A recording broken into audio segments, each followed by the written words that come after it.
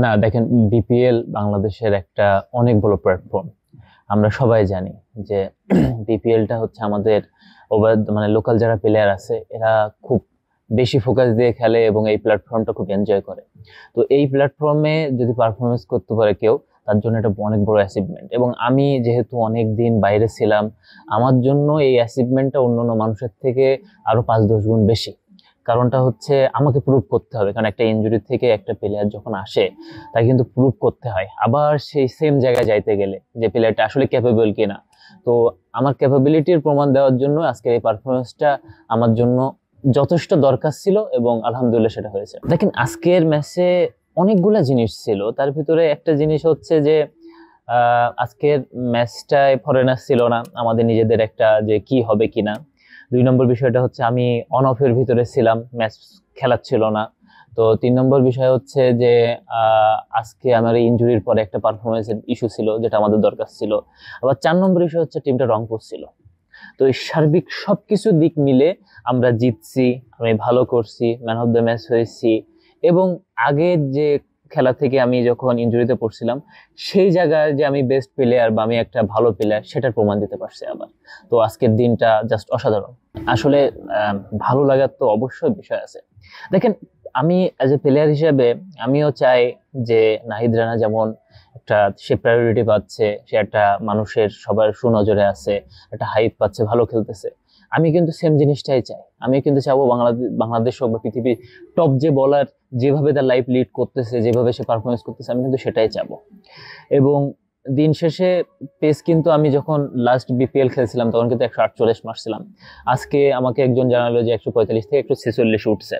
তো এটা অনেক অ্যাচিভমেন্ট, অনেক বড় অ্যাচিভমেন্ট। কারণ বাংলাদেশের উইকেট 145-46 তোলা মানে বাইরের উইকেটে আমি আরো জোরে বল করতে পারবো।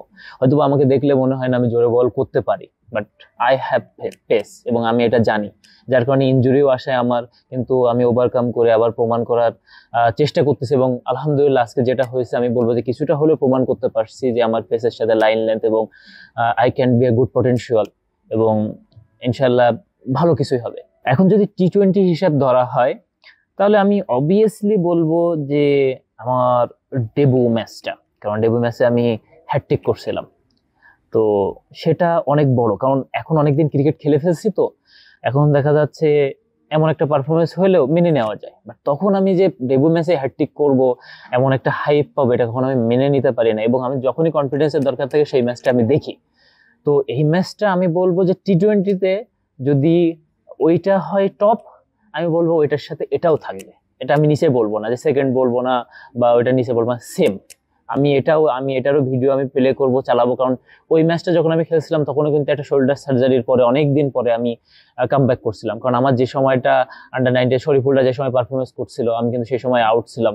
ওয়ার্ল্ড কাপেরও ফাইনাল ম্যাচও খেলতে পারিনি ইনজুরির কারণে। তো ওই ইনজুরির থেকে ব্যাক করে যখন আমি হ্যাটট্রিক মারলাম, ওটা যেমন আমার কাছে অ্যাচিভমেন্ট, এই একটা লং ইনজুরি থেকে এসে এত জোরে বল করে, বা জোরে এত জোরে না, তার মানে জোরে বল করার সাথে রংপুরের মতো টিমকে হারানো, এটা আমাকে ওই কনফিডেন্সের জায়গাটা বুস্ট আপ করবে। যখনই কনফিডেন্স দরকার হবে আমি এখানকার ভিডিও দেখবো ইনশাআল্লাহ। দেখেন, আমি সবসময় প্রত্যাশার প্রতিদান দিতে পছন্দ করি।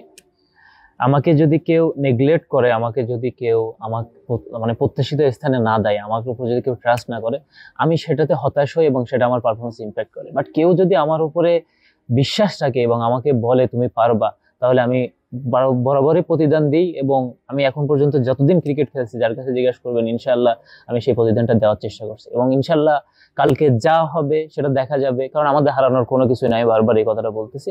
ইনশাল্লাহ কালকে ভালো কিছু হবে এবং সেটাটাই দেবো।